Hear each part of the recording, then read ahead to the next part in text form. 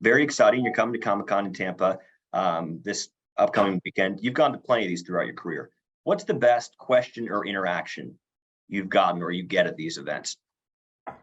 Well, the thrill I get of going to these Comic Cons is being on stage and talking to people who are asking questions. And I have found that interaction between the people who ask the questions and me, like, why are you asking that question? What is it about the question you really want to, all those hopefully insightful things makes for a wonderful exploratory conversation with anybody who wishes to indulge in that. Now, people might say to you, they look at your career, you're a screen legend, you've been a recording artist, and you've been to space, for God's sake. Is there anything you haven't checked off that list? Is there anything you still haven't done that you'd like to do? Well, I don't have a list. Do you have a list of things you want to do? You wrote down everything you want to do?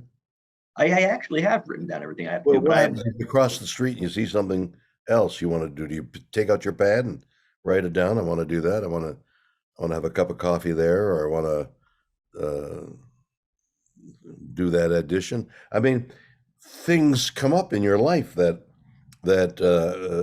offer a spontaneous immediacy, and so I don't have a list. I'm blundering around like all of us, and if somebody says, "How would you like to do X?" Yeah, that could be fun. Or X, no thanks. I've done triple X. So there's nothing career-wise that you looked at maybe someone else has done or something that you've always thought of in the back of your mind throughout your career you'd like to do. There's No, nothing you can think of. I've never had that. I've never said, "Oh, I'd like to be like that." I'm like, I really mean it, blundering. You grasp the opportunity when it presents itself. I don't think you have the authority over life to order that. I mean, life is chaotic, or it's seemingly chaotic. Although this book I have coming out has as its one of its thoughts is the universe is kind of looking after us if you're in the vibration of the universe. We're all vibrating, string theory and all that kind of thing. And if you, whether the means by which you can enter that vibration, prayer, meditation, being aware, whatever it is, nature is so connected, and it's how it's connected as part of the book, the reading I've done, the fascinating connections that nature has. Although we don't know what the stars are doing, we do know that the stars become stars by gravitation, eventually explode and become stardust and cycle. So there's this constant connection going on, and it's possible. The premise could be that there's no such thing as coincidence. Now, you spoke just there about grasping opportunity when it presents itself. I think that's something that you did with the Blue Origin flight. Obviously, you made history there. When you got back, I, like millions of people, was watching that live on television. When you got back, when you landed, you were noticeably emotional. How did that change you? It's now 60 years ago or more that I read Rachel Carlson's book, The Silent Spring, in which she forecast all the disastrous things that are happening to us now. So I've been an ecologist for a long time, and I've been befriended and have friends with people who are in that field. And so I've been fascinated by this very interconnection about how the 5 billion years of evolution have resulted in this most beautiful planet. Things that we do, the snails, the birds, the microbes, the human beings, everything has its own beauty and its own niche, and it's taken 5 billion years to evolve, and now they're going extinct. The tragedy of a million, I forgot the timeline, but every so often, a million things go extinct. That's a tragedy, and it's man-made.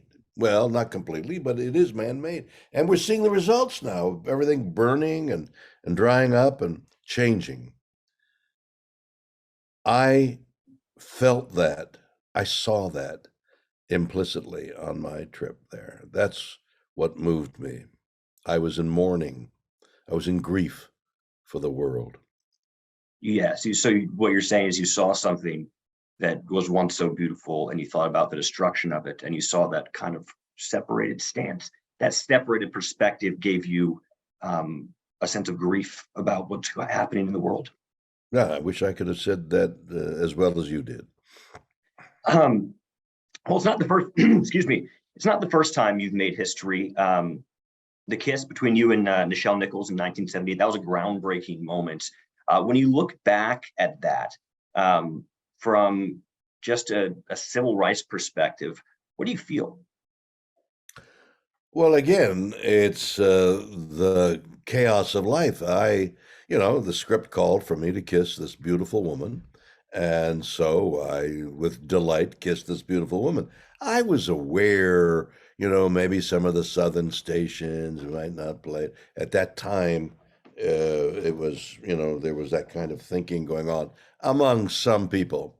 But I kissed this lady, and there was some talk about maybe they'll edit it out, but to me, it was a kiss, and people took it as groundbreaking. And if you talk about it 60 years later, I go, oh my God, that's a piece of historical stuff, Flint. Now, I won't take up too much of your time. And I know this is a question you probably get all the time, but just talking to you now, it's clear how intelligent you are. You are sharp. You are on top of it. Is there a secret? And how lucky do you feel I mean, you are still as sharp now as I've seen in interviews, 30, 40 years ago. I thank you for that. I might argue with you how sharp it is, especially this morning after a long day's work yesterday. I've been gifted with good health, again, inadvertently because of my upbringing. I smoked for a few years, but didn't enjoy it. Didn't up until then, and gave it up a long time ago. I don't really drink. I like good beer or a single malt on occasion, but somehow my lifestyle has been very healthy. Dogs and horses and athletic things. So my thought is that your health is not an original thought, is the key to everything. If you're ill, you lose that life force either momentarily or it's gone and you dwindle. I've been lucky. I've broken things, bones and things like that, and stunts and other things, but I've never really been wrecked. Football players come out of the 8, 10 years in the NFL, and their bodies are destroyed, and they suffer or die early. I haven't had that happen to me. My health has been extraordinary. I haven't had a disease.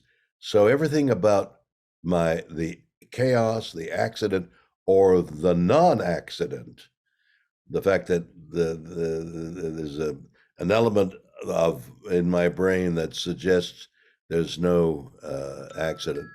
Uh, I I I owe it to that. I owe it to the health and the ability to maintain it.